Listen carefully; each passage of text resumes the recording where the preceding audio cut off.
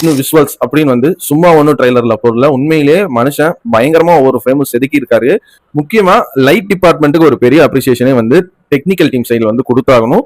Lighting அந்த அளவுக்கு ரொம்ப சூப்பரலா ஆர்டிபிஷியலா இல்லாம நேச்சுரலா ஒர்க் அவுட் ஆயிருக்கு. ரெண்டாவது, இந்த படத்தோட மியூசிக் டைரக்டர் சாய் அபயங்கர். அது வந்து நிறைய பேர் வந்து நீங்க இவரை வந்து அண்டர் எஸ்டிமேட் பண்ணுவீங்க, அந்த ரீசன் இந்த ரீசன் சொல்லி ஒரு குத்தம் சொல்ற ஒரு குரூப் இருக்கு. பட் ஆனா அதையெல்லாம் தாண்டி அவரோட மியூசிக்கை ரசிக்க ஆரம்பிச்சிட்டீங்கன்னா ஒரு ஒரு மாதிரி ஒரு லெவலுக்கு வந்து மனுஷன் வந்து மியூசிக்ல ஒரு என்டர்டைனிங் ஃபேக்டர் வந்து கொடுக்குறாரு. எனக்கு பர்சனலா இந்த படத்துல இது இவரோட பெஸ்ட் ஒர்க்குன்னே சொல்லுவேன்.